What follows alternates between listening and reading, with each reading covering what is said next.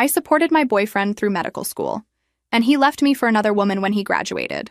The day I met him, I had coffee grounds under my nails, a stain on my left sleeve, and exactly $12 in my checking account, which felt rude because I had just finished a double shift and was already trying to calculate whether I could stretch a bag of rice, some eggs, and an overdue electric bill into something that looked like a life. He was sitting at a back table in the coffee shop where I worked mornings, hunched over a stack of thick textbooks with that tired, serious face people get when they are trying so hard not to fall apart that they accidentally look arrogant.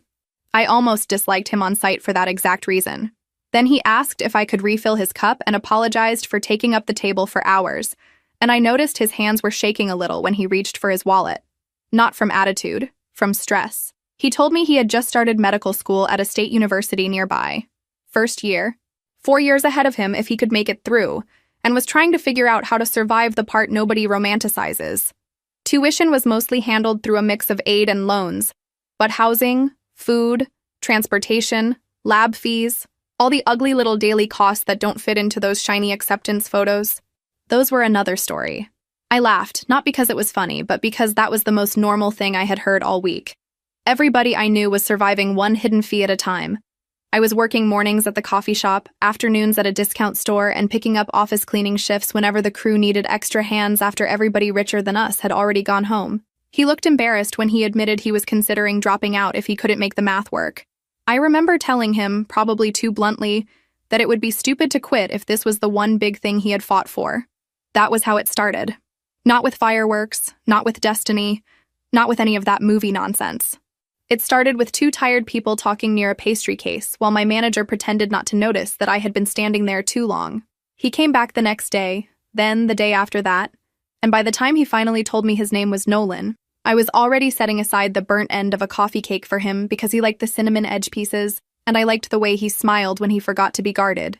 He told me about growing up broke, about always feeling like the smartest poor kid in the room and somehow the least comfortable one, about wanting a life that didn't depend on which bill could wait.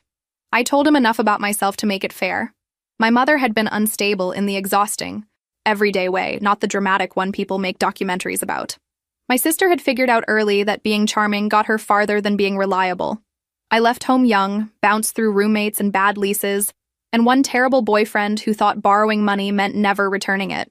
And by the time I met Nolan, I had become the kind of woman who could spot a shutoff notice through an envelope before even opening it. We started dating because one night he walked me to the bus stop after my shift, and I was so tired I sat on the bench and almost cried over nothing. Literally nothing. A broken shoelace. He sat next to me and waited it out instead of trying to fix me, and that tiny act felt more intimate than half the grand gestures people brag about online. A few weeks later, he kissed me outside my apartment building, and from there it all moved fast in that dangerous way things do when hope gets involved. He spent more nights over. Then most nights. Then his room near campus felt pointless, expensive, and impossible. He showed me the numbers one evening on the back of a grocery receipt, and I showed him mine. And somewhere in the middle of a conversation about rent, bus passes, and whether boxed pasta counted as a personality trait, I made the decision that changed my life. I told him if he could keep his tuition covered and stay focused on school, I would handle the rest for a while. Not because I was rich. I could barely afford my own life. But because I believed in leverage, in timing, in two people dragging each other somewhere better. I said we could live small now and breathe later. I said when he finished medical school, matched somewhere decent, and started earning real money, we would finally get to be the couple that slept normal hours, bought groceries without panic, and maybe got married in a courthouse with cheap flowers and a dinner we actually enjoyed. He stared at me like I had handed him oxygen. He said, "You'd really do that for me?" And I said yes. Because back then, that answer felt romantic instead of catastrophic. He recorded a voice note that same night while I was washing dishes, half joking and half emotional, thanking me for believing in him, saying I was investing in our future, saying he would never forget it. I kept that message for years. I wish I could say I knew to save it on purpose. I didn't. I kept it because hearing someone sound that grateful was addictive. So we made our little arrangement. He would study like his life depended on it, because in a way it did. And I would keep the lights on, food in the cabinets, and the sort of fragile stability that lets another person dream big. I picked up extra overnight cleaning shifts almost immediately. I started sleeping in weird fragments and telling myself this pace was temporary, I told myself this was temporary. I told myself love sometimes looked like exhaustion before it looked like comfort. I told myself a lot of things then. Some of them were even true for a while. The first year ran on caffeine, bus schedules, and delusion, which sounds harsher than it felt at the time. At the time, I was weirdly happy. Miserable physically, sure, but emotionally, I was full of that scrappy, hungry kind of hope that makes cheap dinners feel like a team sport. I woke up before sunrise to make coffee and eggs if we had eggs, toast if we didn't. And on especially bad weeks, I pretended that buttered crackers counted as breakfast because I didn't want him starting a clinical lab on an empty stomach. Then I rushed to the coffee shop, went straight from there to the discount store, and after a quick change in the employee bathroom, headed to the office cleaning crew at night. I got very good at carrying deodorant, spare socks, and acting more functional than I felt. Nolan studied all the time, and honestly, that part was real. He wasn't faking the workload. He would come home with underlined pages, complicated terms, stories about anatomy labs, and that glassy-eyed look of somebody living inside a permanent test. In those early months, he still tried. That matters, even if it makes everything that came later more infuriating. He'd rub my shoulders while I heated soup from a can. He'd listen when I complained about my manager cutting hours for people she personally disliked, which was apparently most of the staff. He'd tell me little facts from class in a voice that made him sound like a kid showing off a science project. And I'd sit there in a thrift store sweatshirt, smelling like bleach and coffee, thinking, okay, this is hard, but it means something. We didn't go anywhere expensive because obviously we couldn't. So we built a whole private culture out of things that were free or close enough. We watched old movies on a hand-me-down television that took forever to turn on. We split one dessert from the grocery clearance rack every Friday if the week had not actively tried to kill me. We walked around the neighborhood at night when the apartment felt too hot and listened to other people's air conditioners rattle. Sometimes we talked about the future in embarrassing detail. He wanted a clean apartment with big windows and one room that could be an office. I wanted a couch no one had rescued from the curb and a kitchen where the drawers opened without swearing at them first. We talked about marriage the way tired people do, not like a fantasy wedding board, more like, one day we'll sign some papers, eat some cake, and stop being scared all the time. I started saying no to little things without even noticing. A coworker invited me out after work for drinks and I said I couldn't. My sister called asking to borrow money and I laughed so hard she got offended. My mother left me a voicemail about how family helps family, which was rich coming from a woman who had once sold my old desk while I was still living there because she needed cash flow. I deleted it while waiting for the bus. Nolan would tell me I was incredible, that no one had ever believed in him like this, that when he made it, I was going to rest. That was the word he used. Rest. As if he knew exactly how to hit the softest part of me. As if he knew I had been tired since childhood. By the middle of that year, I was taking the occasional weekend catering shift too. Mostly weddings and office events where people in clean clothes asked for extra sauce without looking directly at the person serving them. I'd come home with little packets of sugar stolen from coffee stations because free sugar was free sugar, and Nolan would pull me into bed and tell me we were building something.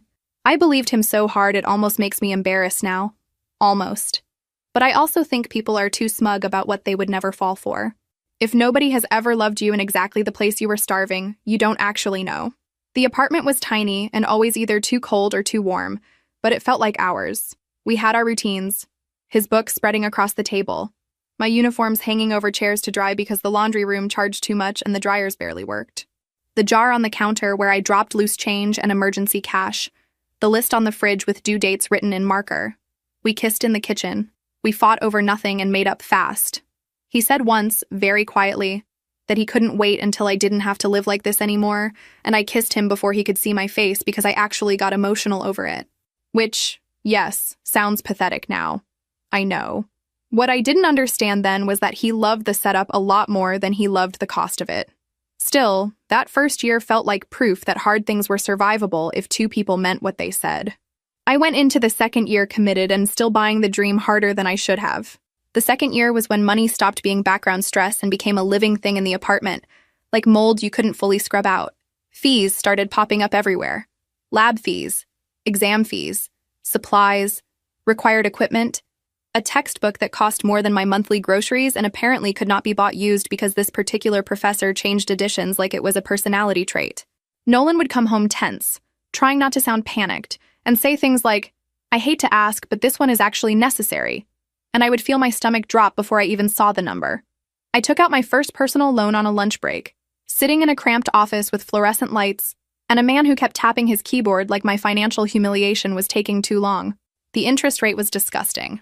I signed anyway. What was I going to do? Let him drop a required class over a fee I might somehow survive? That is how these traps work. Nobody drags you into them dramatically. You walk in because you love somebody, because there are bills due, because the alternative feels worse. Then you come out with a payment plan strapped to your back and tell yourself it's temporary. My own life got smaller and smaller in ways I barely registered in real time. I stopped buying lunch and skipped meals often enough that my body adjusted. I lied to Nolan a lot about basic things. I said I had already eaten. I said a bill had been lower than expected. I said a coworker had given me a ride when really I walked because I needed bus fare elsewhere. He noticed some of it, but not most of it. And the part of me that wanted him to notice kept arguing with the part of me that was proud of shielding him. Then there was the stupid, expensive stethoscope. I still remember that, because it was one of the first times I felt something sour under my sympathy. He mentioned that a lot of students had better equipment, that certain professors were weird about presentation, that he felt out of place. He didn't directly ask. He just said it in that disappointed voice. And I spent the next 2 days thinking about it while scanning discount shirts and smiling at customers who talked to me like I was furniture. Finally, I sold the last nice thing I owned from my grandmother, a thin gold bracelet she had left me when she died. It wasn't valuable enough to change my life, but it covered the equipment. I handed him the box that evening, and he lit up like a child. He kissed me, told me I was unbelievable, and then spent the next hour taking pictures of it from different angles. I went to the bathroom and cried quietly. Not because I regretted it exactly, but because I had just traded family history for an object he would use around people who would never know what it cost me. A few months into his second year, the debt collectors started calling more aggressively. They always somehow knew the worst possible time. During my break, while I was stocking shelves, while I was standing outside in the cold waiting to clock into the cleaning shift. I got good at whispering, "Can I make a partial payment Friday?" while pretending I was just checking a voicemail. One woman spoke to me in the fake sympathetic tone people use when they are about to threaten you politely. I went into the supply closet after that call and sat on an upside-down bucket for 5 minutes staring at mop handles like they were going to offer life advice. They didn't, for the record. Emotionally, Nolan started pulling away in tiny, deniable ways. Not enough to confront, not enough to make a neat list, just enough to make me feel lonelier in my own apartment. He was always tired, always buried, always distracted. When he did talk, it was about school. When I talked, he listened with half his face turned toward a screen or a textbook or the next thing. Sometimes I'd say something and know by the beat of silence that he had not heard a word. Then he'd apologize, kiss my forehead, tell me he was fried, and I would swallow my hurt because, technically, he wasn't wrong. He was fried. So was I. But only one of us still had energy for the other. I worked sick more times than I can count that year. Fever, cough, stomach bug, weird rash from cleaning products didn't matter. Missing one shift could mean late rent, and late rent could mean a fee, and a fee could mean dominoes falling for weeks. I started living in that permanent, almost panic that poor people know too well, where even a small inconvenience has to be treated like an incoming storm. Through all of it, I kept hearing his old promises in my head. When I make it, when this pays off, when you can finally breathe. I held on to those words so hard they left marks, even after he had already started becoming someone else. By the third year, Nolan had started orbiting a different world. And I don't mean that in a dramatic way. I mean literally a different set of rooms, people, expectations, and social rules. There were more dinners with classmates, more study groups that somehow happened at expensive restaurants, more little networking events tied to internships, faculty mixers, donor things, hospital-adjacent events where everybody wore neutral colors and spoke in calm, polished voices. He started talking about professional environments the way people talk after they have spent enough time around money to mistake comfort for character. At first, I tried to be supportive. Of course I did. I ironed his shirts as best I could. I learned the names of departments I didn't understand. I asked how the event went, who he met, whether it felt promising. He would answer, but vaguely, like the details weren't for me. One night I joked that maybe I should come to one of these mysterious gatherings, since I was apparently dating a future doctor and all. He laughed, but there was this strange tightness in it. And he said it would probably be boring for me, just people talking shop. Boring for me. I let that one slide and then got angry at myself later in the shower because it sat under my skin all night. He started noticing things about me that had never been problems before. My accent, my clothes, the way I spoke too directly. He'd make polishing comments. Maybe say it this way. Maybe don't joke like that around them. Maybe wear the blue one if we go somewhere. I knew the difference between help and editing. The first time I showed up near campus unexpectedly, it was because I had a break between jobs and wanted to surprise him with lunch. Cheap lunch, obviously, but still. I had packed sandwiches, fruit, and one of those generic sparkling waters he liked. He was standing outside one of the buildings with a group from school, all of them in nice coats, laughing about something. When he saw me, his face did this quick flicker. Not joy. Not even confusion. Annoyance. Tiny, but real. He recovered fast and came over, but the damage was done. He took the bag, thanked me in that stiff public voice, and barely introduced me. "This is Marisol," he said, as if I were a neighbor borrowing sugar instead of the woman holding his whole life together with overtime and Tylenol. I stood there feeling too visible and somehow invisible at the same time, which is a disgusting combo if you've never had the pleasure. Later, he said I was being unfair, that he had just been caught off guard, that I made things awkward because people were in the middle of a conversation. Maybe. But that day, something snapped into focus. I began noticing how often he acted one way with me in private and another way around the people whose approval he wanted. It wasn't just stress anymore. It was curation. He was rearranging his life so I fit into it only when it was convenient and looked invisible when it wasn't. The receipts started too. Fancy restaurants, valet charges, cocktails I could not pronounce if you paid me. He always had explanations. A classmate's birthday, somebody else's treat, group celebrations after exams. I told myself not to be paranoid because jealousy can make you stupid, and I was trying so hard not to be that woman, the suspicious one, the clingy one, the girlfriend who resents ambition because she doesn't understand the world it requires. I kept editing myself right alongside him. That was probably the most humiliating part. I didn't just let him move me into the shadows. I helped dim the lights. By the time he was heading into his final year, I was desperate for something concrete to hold on to, and I don't just mean money. I mean language, dates, plans, proof that the life we had bled for together was still ours and not just some training ground he planned to graduate out of. I brought up marriage one Sunday afternoon while folding laundry on the bed, which in hindsight was maybe too domestic a setting for a conversation that ended with my whole chest cracking open, but whatever. I wasn't asking for a ring that second. I wasn't dragging him toward a florist. I just said maybe we should start talking seriously about next steps, about what the timeline looked like once he graduated and had a real salary coming in. Totally reasonable. Disturbingly reasonable, actually. He went stiff. "I don't have room for this right now. You always pick the worst times." "The worst times?" I repeated. "When would be a good time exactly? When I'm not under pressure about matching with the right hospital and not ruining my future." "You're making everything about us." "About us?" I was holding one of his socks. "This was never framed as just your future. You called it ours. You promised me." He sighed in that exhausted, superior way that makes you want to swing a lamp. "Maybe you're too focused on promises made when we were younger and broke. Maybe you should be more realistic about how people's priorities change." Realistic. That word again. Like realism meant me shutting up while he revised history in real time. The fight got uglier from there because I stopped trying to be graceful. I brought up the jobs, the rent, the loans, the groceries, the fact that I had spent years keeping him alive on cheap food and bad sleep. He said, "I never asked you to do all that," which is one of those sentences that should come with a warning label because it can change how you hear every memory that came before it. I literally laughed when he said it. Not because it was funny, but because my body refused to process that level of cruelty soberly. I asked if he wanted to go back and edit the voice notes too, maybe re-record the gratitude in a calmer tone. He told me I was being dramatic.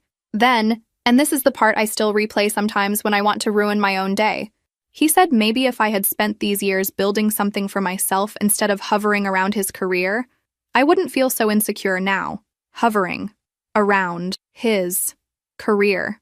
I wish I could report that I stood up, delivered a devastating speech, and kicked him out on the spot. I didn't. I cried. Quietly at first, then not quietly. I hate admitting that because people love dignity in hindsight. But the truth is, I cried the way people cry when they realize they have been speaking one language in a relationship, while the other person has already moved on to another and forgot to mention it. He stood there irritated. Not comforting. Not cruel in an explosive way, just cold. That was new. Cold Nolan was worse than angry Nolan because anger at least implied emotion. Cold Nolan looked at me like I was a problem to manage. After that conversation, something changed in the apartment that never fully changed back. He stayed later at school. He took calls in other rooms. He stopped making even fake future comments. The tenderness dried up so thoroughly it became embarrassing to remember it had ever been there. When I was too tired to cook something decent, he made little remarks about how we couldn't keep eating like college freshmen forever.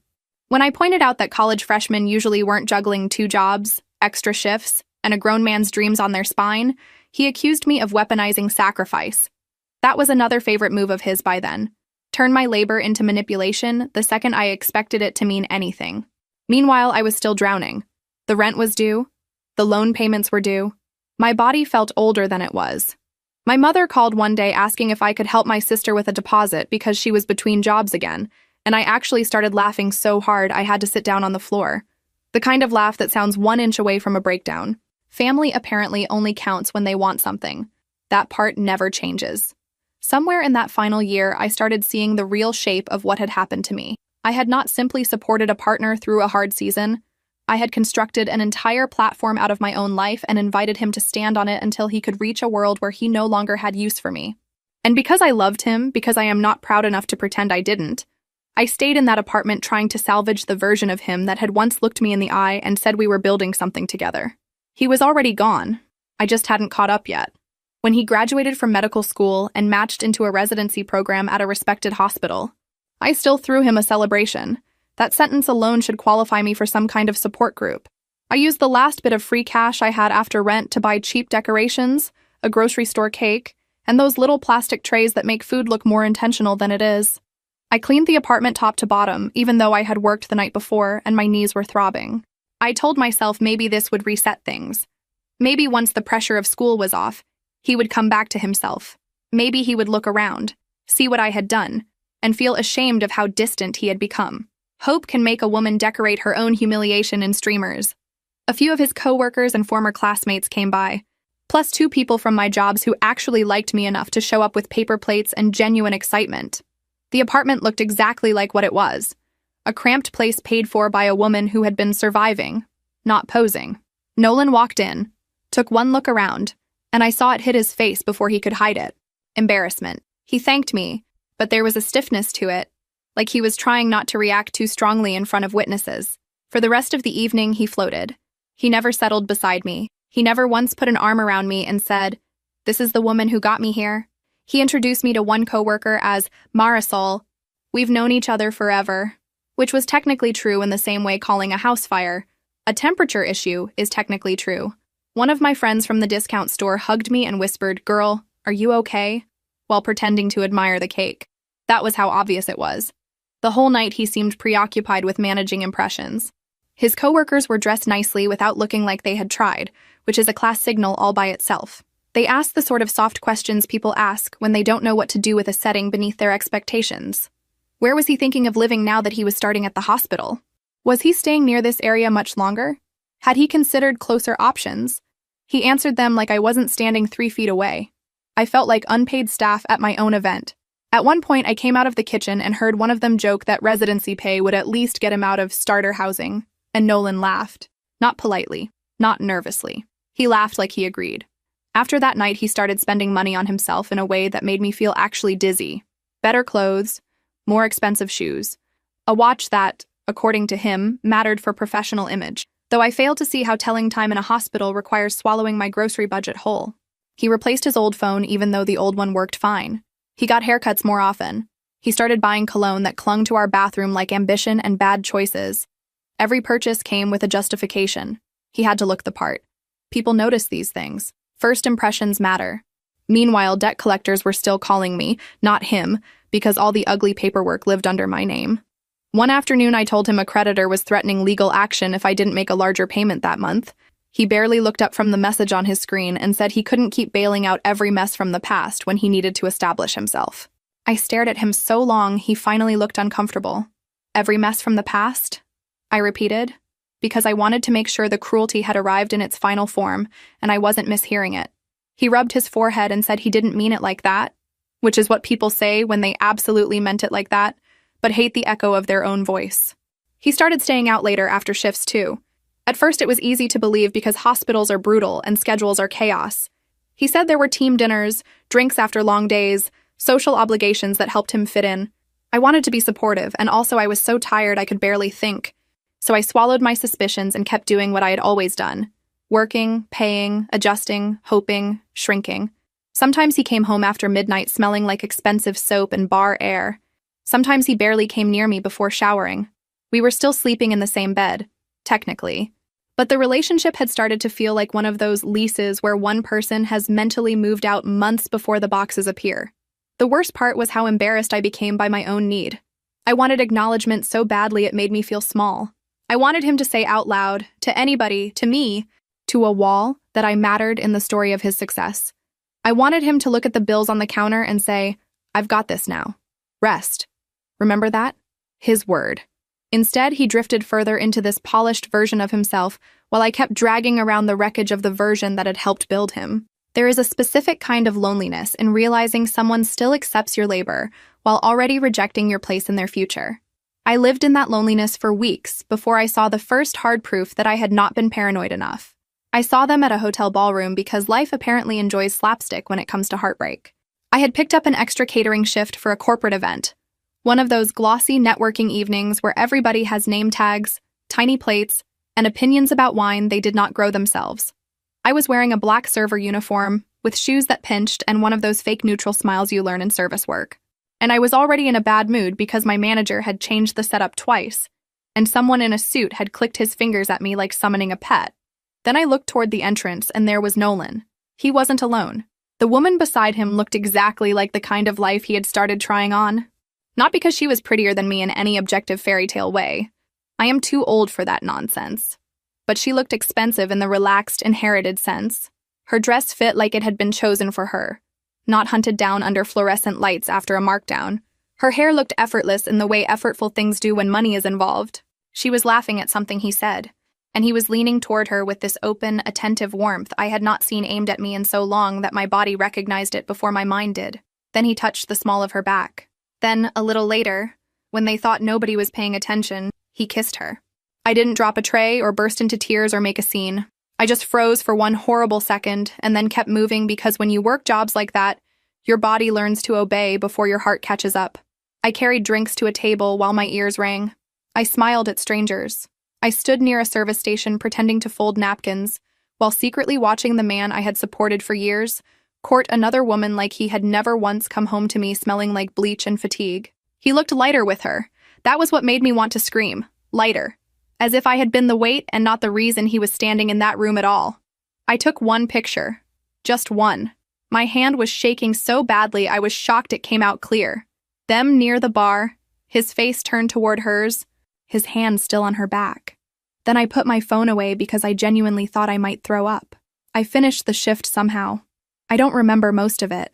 I remember someone asking for more ice. I remember the smell of roasted chicken making me nauseous. I remember locking myself in a restroom stall for maybe 3 minutes and staring at my own shoes like they belonged to a different woman, one who had made better choices and therefore was not currently on the clock at the venue where her boyfriend was introducing his new life to donors and colleagues. He came home near dawn. I was sitting on the couch in the dark, with all the lights off because I didn't trust myself to do anything dramatic if I stayed in the bedroom. He smelled like cologne and someone else's perfume and that late-night sweetness hotels always have, like money and stale air conditioning. He said he had been stuck at an extended work thing. I just looked at him. He kept talking. A long shift, then drinks, then networking, then one of the attendings wanted to introduce him around. Lie after lie, laid down casually, like he thought the years had trained me to accept whatever shape of reality he offered. I didn't confront him that second because I was too stunned and, if I'm honest, too strategic. That surprised me about myself. Usually when I am hurt, I go hot. I say the thing. I make the call. I send the text and regret it 12 minutes later, but that night I just nodded once and said I was tired. He showered and crawled into bed. I stayed on the couch until the sun started lifting, and then I got up, made coffee with hands that wouldn't stop trembling, and started noticing every lie that had been sitting in plain sight. The next few days I investigated quietly. I checked what I could check. I watched how he moved. I asked one careful question here and another there. It didn't take long to learn that the woman was the daughter of some local businessman with enough money and connections to make Nolan's eyes light up from across a room. She had never really had to work, from what I gathered. She floated in and out of charity boards, event planning committees, hospital fundraisers. that whole polished world of soft power and clean nails. She was not just a side relationship, she was a bridge. That realization hurt more than the cheating by itself. If he had simply slept with someone out of selfishness, that would have been ugly but ordinary. This was something else. This was an upgrade strategy with flirting attached. He wasn't just betraying me physically. He was reorganizing his entire identity around a more useful woman, one whose presence made his new life easier to explain and more impressive to inhabit. I started understanding, with this cold little clarity that made me feel sick, that I had become the secret embarrassing origin story. The rough draft. The person you don't mention when you are trying to sell everyone a cleaner version of yourself. When I finally confronted him, I showed him the photo first. No preamble, no dramatic speech, just the image on my phone between us at the kitchen table. His face changed, then hardened. Not guilt. Anger. "Did you follow me?" he said immediately. "Jesus, Marisol, taking pictures of me? That's invasive, that's unhinged." I laughed. That awful laugh I'd started doing around him. "I was working. You were cheating." Different verbs. "This isn't what it looks like. Don't." I cut him off. "You kissed her. Your hand was on her back. Try again." He pushed back from the table so fast the chair scraped. "Maybe we need to rethink everything if this is who you're becoming." "Who I'm becoming," I repeated slowly. "The person who caught you. That's who I'm becoming. Who I was becoming." As if betrayal had happened to him. After that confrontation, he grabbed some clothes and left, staying with a classmate for 2 nights. He sent one message saying he needed space because things had gotten toxic, which almost impressed me with its audacity. Toxic. Right. I went to work, came home, stared at the apartment, and felt rage moving through me in these weird waves. Not clean or empowering, just exhausting. I wanted to smash things. I wanted to beg. I wanted to call his supervisor and my mother and the moon. Instead, I made a list of everything in the apartment that technically belonged to me, which was almost all of it. That calmed me down more than breathing exercises ever have. On the 3rd day, while he was still gone, I opened our shared laptop at home because I needed an old receipt for rent, and his messages were right there because apparently the brilliant future doctor had not logged out properly. I know some people will act horrified about privacy at this point, but spare me. Privacy is not sacred after you use it to build a second life on my dime. I clicked. Of course I clicked. What I found somehow still managed to be worse than the hotel. The relationship with that woman had been going on for months. Not casual months either. Full story-building months. There were pet names. There were plans. There were messages from him saying he finally felt understood. Which, wow, thank you. That one had range. There were long little essays about his ambitions, his frustrations, his belief that he had outgrown old circumstances. She asked almost nothing practical and reacted to all his nonsense like he was delivering prophecy. He loved that. Men always love that. And threaded through those messages was a version of me so distorted I had to read some lines twice. In his telling, I was basically a fated obligation. A woman from an old chapter. He implied we were barely together in any real sense. In one message, he wrote that I had become impossible to talk to because I resented his success. In another, he said our relationship had been dying for a long time, which was interesting considering he had still been eating food I paid for and sleeping in my bed every night. The most disgusting parts were the messages to friends. He described her as the kind of partner who matched the life he was stepping into. He said she fit. He said I looked exhausted all the time and brought the energy of struggle into every room. Brought the energy of struggle.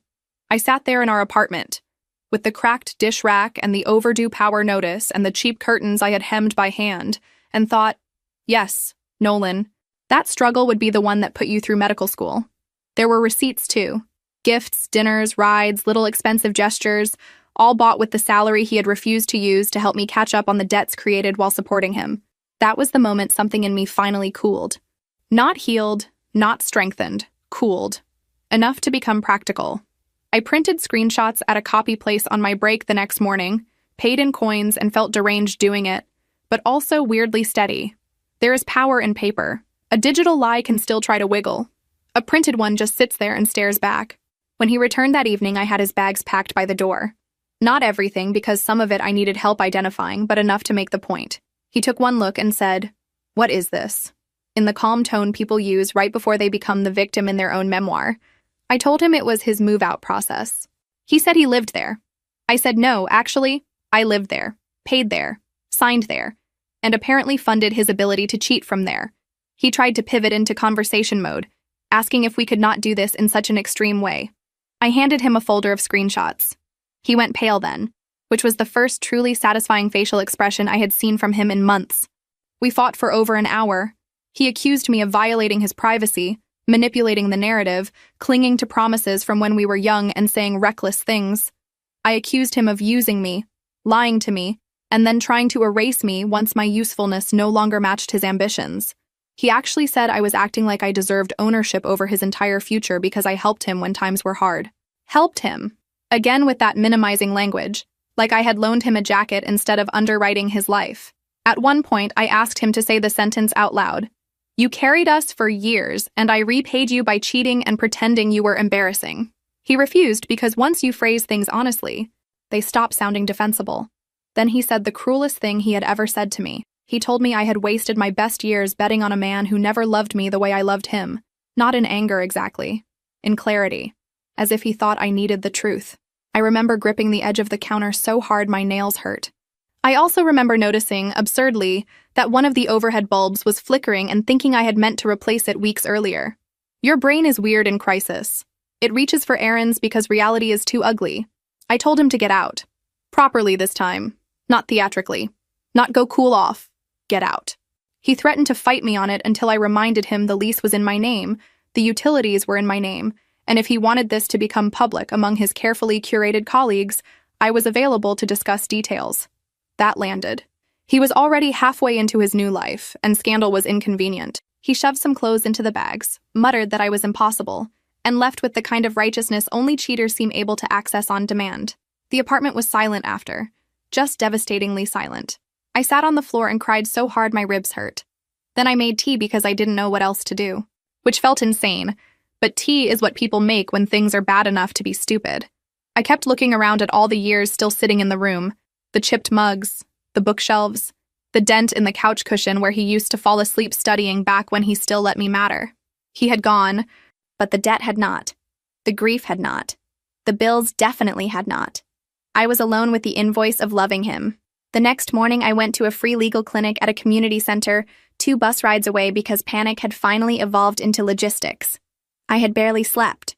My face was puffy, my stomach was wrecked, and I was carrying a folder that made a soft paper sound every time I moved, which somehow felt more dignified than the emotional disaster happening inside me. The volunteer lawyer was a woman with tired eyes and a cardigan that looked like it had seen some things. I trusted her immediately. Maybe because she didn't give me that pity smile people use when they assume you were just naive and should have known better. She just asked questions. Who was on the lease? Who paid which bills? Was there written proof of financial promises? Had he lived there continuously? Did I feel physically unsafe? Practical questions. Bless practical questions. I told her everything, including the humiliating parts. The jobs, the loans, the groceries. The years of covering rent and utilities and transportation while he studied. The voice notes, the texts, the cheating, the way he was now trying to recast all of it as me, making independent choices he had never requested. She listened, took notes, and said something that steadied me more than I expected. She said, "People like him always rely on informality. They think if love touched it, the record disappears." She explained that proving financial obligation between unmarried partners was complicated. In our state, there was no common law marriage, so I couldn't claim spousal rights. But there might be a case for unjust enrichment if I could show a clear pattern. Explicit promises of repayment, documented reliance on those promises, and evidence that he knew I was going into debt specifically to support him while he advanced his career. She warned me it wasn't guaranteed, that judges could see it as voluntary gifts between partners, but said the messages and receipts were strong enough to try. More importantly, she said, even filing would create public record and pressure, which sometimes mattered more than the legal outcome itself. I almost cried right there in the office because yes, exactly. Informality had been his shield. Our whole relationship had lived in that soft space between romance and unpaid labor, where everything feels too intimate to document until the day you need proof that you weren't hallucinating the exchange. Legally, the situation was not magical. She was very clear about that. This was not some movie where I could dramatically reclaim every dollar and watch a judge deliver a speech about justice while he shriveled in shame. But the lease was mine. So removing him was straightforward as long as I handled notice properly. As for the money, she said there might be a path if I could show a pattern of reliance, explicit promises, and documented contributions tied directly to the mutual expectation he had encouraged, not guaranteed. Not pretty, but possible enough to pursue. Possible was all I had. So I started gathering everything.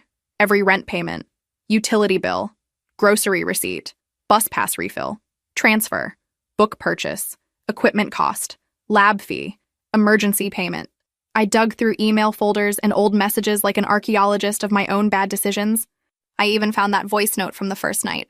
His voice grateful and young, promising he would take care of me once he made it. I sent it to my lawyer with shaking hands. The more I collected, the sicker I felt. It wasn't even just the total, though the total was horrifying. It was the shape of my life emerging on paper. Year after year of me working, paying, compensating, adjusting, while his future got cleaner and shinier and mine got thinner around the edges. I found old messages from him thanking me, saying he couldn't have done this without me, saying once he was earning, he would take care of me the way I had taken care of him. There were enough of those to make his later denials look not just false, but insulting. A few weeks later, I also made one of the messier choices of my life, maybe the messiest after dating him in the first place. I wrote about what happened on a local community page using a throwaway account. I did not name him. I did not post his photo. I did not mention the hospital directly. I was not trying to get sued into a cardboard box.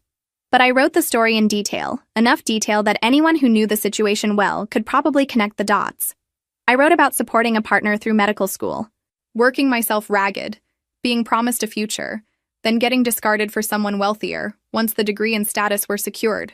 I included blurred receipts and cropped screenshots to show I wasn't inventing the whole thing after one dramatic fight. Then I posted it and immediately felt like I might throw up. I expected maybe a few comments and then internet dust. Instead, it spread. Not viral in the national television sense, nothing ridiculous, but local enough and fast enough to become its own weather. Women shared their stories. Men shared stories about sisters or mothers who had carried someone the same way. Strangers argued about whether emotional labor counts when there are no contracts. Some people blamed me for being foolish, which, fine, that was always coming. But enough people recognized the pattern that the post gained traction beyond the usual little gossip circle. People are less shocked by cheating than by a recognizable scam dressed as romance. I watched the comments late at night with a mix of vindication and shame. Vindication because I was finally being believed in a way that did not require me to beg. Shame because even anonymous exposure still left me feeling bare.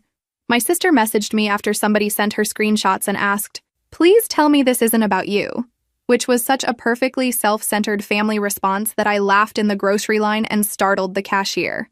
My mother called to say I was airing private matters publicly and ruining my own reputation. My own reputation. I asked her if she remembered the part where I had been financially gutted and cheated on. She said that was exactly why I should be keeping my head down, because people judge women harder. There it was. The family motto dressed as advice, absorb quietly. Then the other woman found out.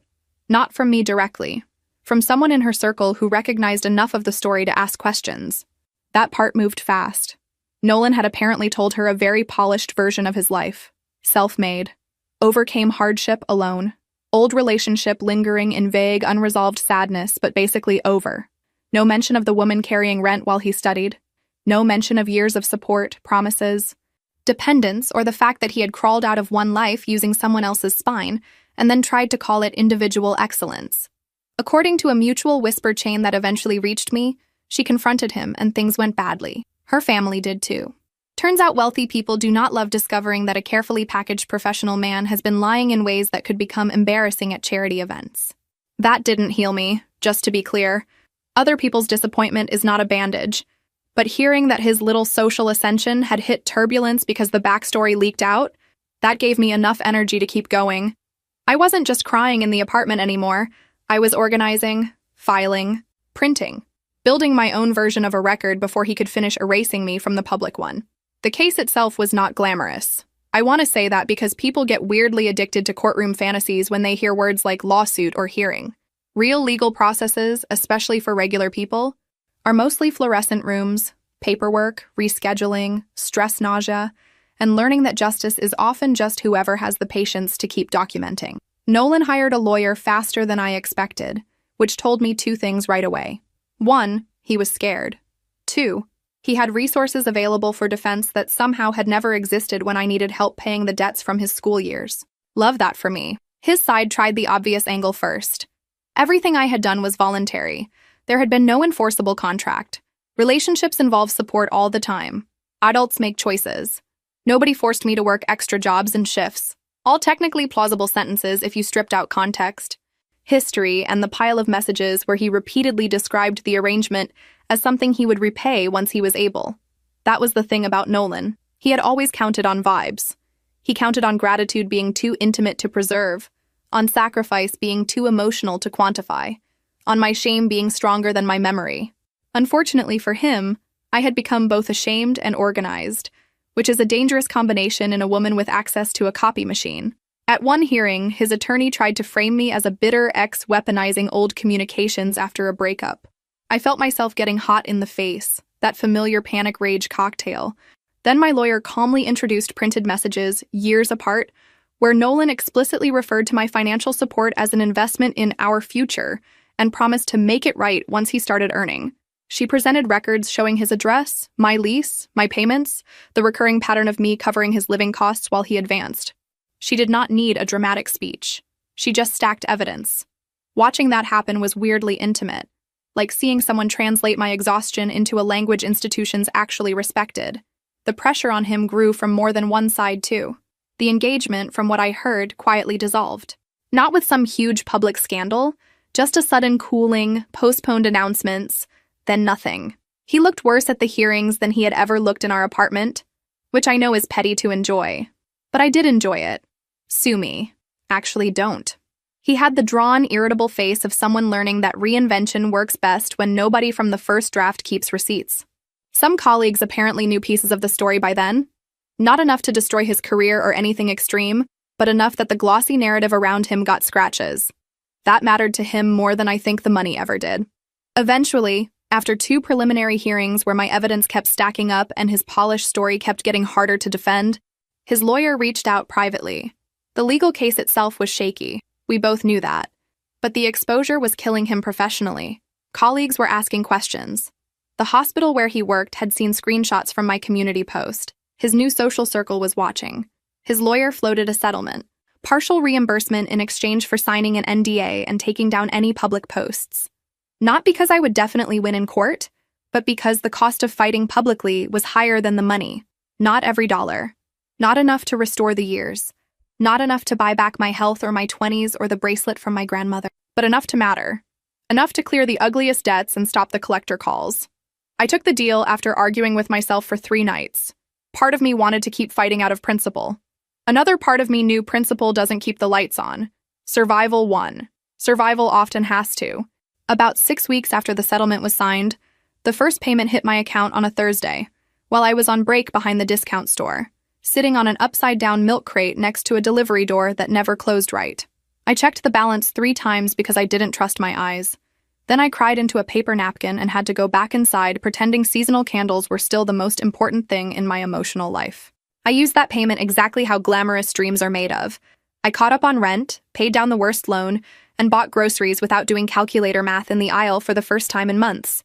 I also bought myself decent insoles because my feet had been begging for mercy for years, and apparently I had decided martyrdom was a personality. Money did not fix the emotional part. It fixed the emergency part, which is not the same thing but is still holy in its own way. When survival panic quiets down even a little, the grief gets louder. I started sleeping badly, then sleeping too much on days off, then getting weirdly angry at commercials, songs, random men in hospital scrubs, women with engagement rings, cheap cinnamon coffee, all of it. I felt humiliated all over again every time someone said, "At least you got something back," because yes, technically true, but what a bleak consolation prize. Congratulations on recovering a fraction of the expenses from the man who used your devotion as scaffolding. Still, things changed. I was able to drop one job. Just one at first, but even that felt unreal. I stopped cleaning offices at night, which made me cry the last time I turned in my supply key. Not because I loved the work, obviously, but because my body had adapted so completely to constant depletion that the idea of ending one layer of it felt suspicious. I didn't know who I was after years of measuring my worth by how much I could carry. Exhaustion had been my identity for so long that rest felt like stolen property. Nolan had promised it to me once as a future reward. In the end, I had to claw back a shabby version of it through legal paperwork and spite.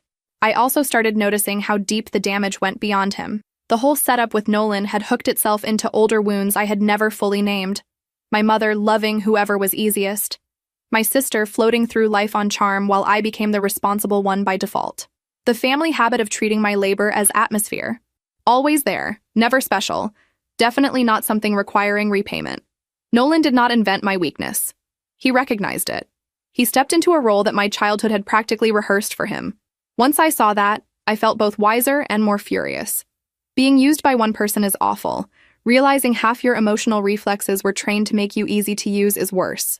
The community center offered a support group for women dealing with financial abuse and coercive relationships, and I joined even though I almost bailed the first night.